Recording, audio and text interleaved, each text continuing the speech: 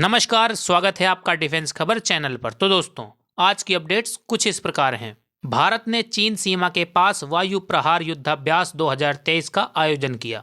गुजरात सीमा के पास से भारतीय नौसेना की रेस्क्यू टीम द्वारा 7 मछुआरों को सही सलामत बचाया गया। सोवियत एरा में खरीदे गए MMCB की मिसाइलों को ब्रह्मोस सुपरसोनिक क्रूज मिसाइल से रिप्लेस किया जाएगा। BDL यानी भारत डायनेमिक्स लिमिटेड ने FNF अमोघ 3 का सफल परीक्षण अंजाम दिया।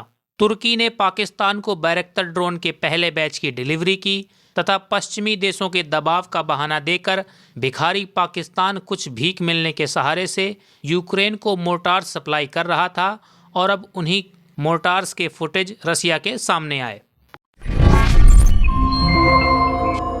आइए अब इन हेडलाइंस को समझते हैं विस्तार से। तो दोस्तों, भारतीय थल सेना तथा भारतीय वायुसेना के साझा भागीदारी से चीन बॉर्डर के पास लद्दाख रीजन में युद्धाभ्यास वायु प्रहार का सफल आयोजन पूरा हुआ। इस वायु प्रहार एक्सरसाइज में भारतीय वायुसेना के C-17 ग्लोबमास्टर ब्लॉक 3, C-130J तथा J-30 सुपर हेरक्यूलिस के साथ IL-76 हैवी लिफ्ट एयरक्राफ्ट ने हिस्सा लिया और इस युद्धाभ्यास का मेन मोटिव दुश्मन देश की किसी भी हरकत का इंस्टेंट ट्रांसपोर्ट मूवमेंट करके जवाब देना था। साथ ही इस युद्धाभ्यास में रैपिड रिएक्शन फोर्स की इमरजेंसी लैंडिंग के साथ एडवांस लैंडिंग ग्राउंड्स को एक जगह से दूसरी जगह ले जाने पर एयरलिफ्ट करने की क्षमता का भी प्रदर्शन किया गया।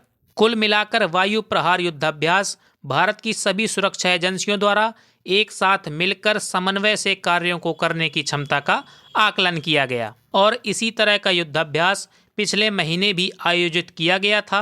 हालांकि इसे लद्दाख रीजन में नहीं बल्कि सिलीगुड़ी कॉरिडोर या यूं कहें कि चिकन नेक के पास आयोजित किया गया था। ऐसे में चीन से लगते सभी बॉर्डर्स पर चौकसी तेज है और चीन की हर चाल से निपटने को भारतीय जवान तैयार। मतलब चीन की एक गलती और फिर भारतीय सेना द्वारा चीन की इंटरनेशनल बेइज्जती। भारतीय नौसेना ने बीते दिन गुजरात सीमा के ओखा क्षेत्र से मछली पकड़ने गए 7 मछुआरों के समूह को सही सलामत रेस्क्यू किया।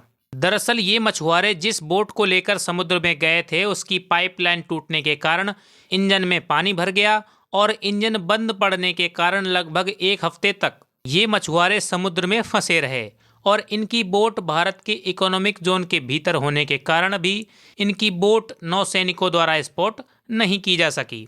पर जब भारतीय नौसेना की INS करुआ शिप समुद्री सीमा में गश्त लगा रही थी तभी अचानक से इन मछुआरों की बोट नेवी पर्सनल्स को दिखाई पड़ी। तब जाकर भारतीय नौसैनिकों ने इन मछुआरों की जान बचाई तथा इनको मेडिकल फैसिलिटी भी प्रोवाइड कराई।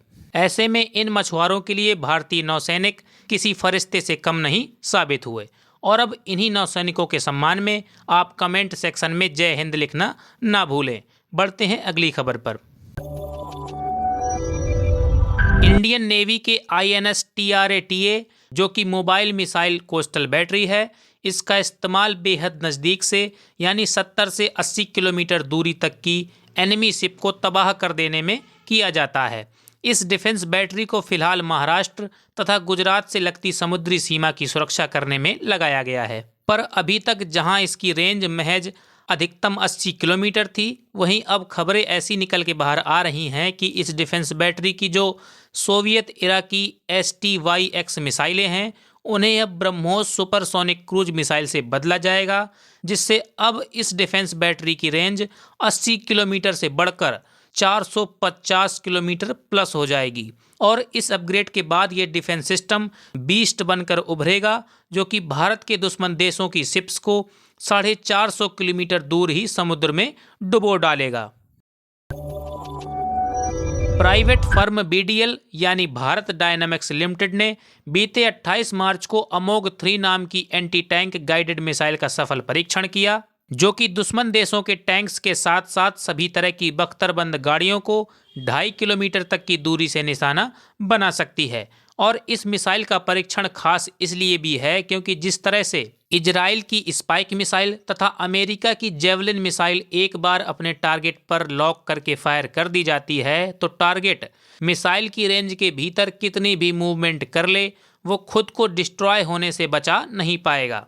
और इसी तरह की सेम मिसाइल का सफल परीक्षण भारत ने कर लिया है।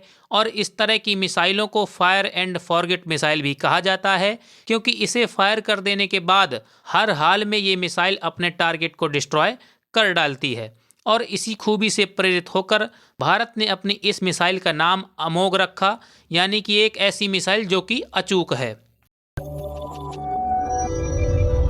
बीते हफ्ते तुर्की ने अपने सो कॉल्ड आयरन भिखारी मतलब कि पाकिस्तान को बैरक्टर ड्रोन के पहले बैच की डिलीवरी की। हालांकि ये ड्रोन पाकिस्तान ने तुर्की से भीख के तौर पर लिए हैं, या कुछ डॉलर्स भी तुर्की को पाकिस्तान ने इन ड्रोन्स के बदले में दिए हैं, इस पर अभी खबर आना बाकी है। वैसे तो पाकिस्तान के पास खाने के आटे की किल्लत है, पर अपनी कायर सेना के लिए इनके पास खर्च करने की हिम्मत कहाँ से आ जाती है, ये तो भगवान ही जाने।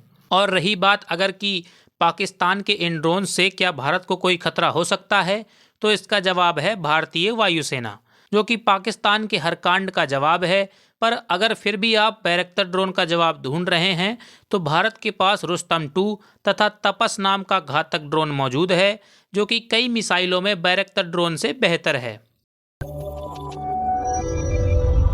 और आज की आखिरी अपडेट, दिवालिया होने की कगार पर खड़ा पाकिस्तान पश्चिमी देशों से एड मिलने की आस से रूस यूक्रेन युद्ध में अमेरिका समेत सभी पश्चिमी देशों के कहने पर यूक्रेन को मोटार्स सप्लाई करते हुए पकड़ा गया है, जिनकी फुटेज दुनिया के सामने लीक हो चुकी है कि कैसे पाकिस्तान रूस विरोधी यूक्रेन को मोटार्स सप्लाई कर रहा है।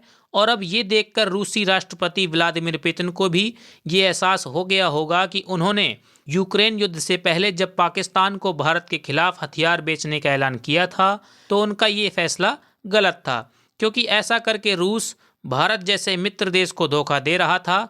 वहीं फिलहाल युद्ध में उलझे रूस की मदद पाकिस्तान नहीं बल्कि भारत कर रहा है।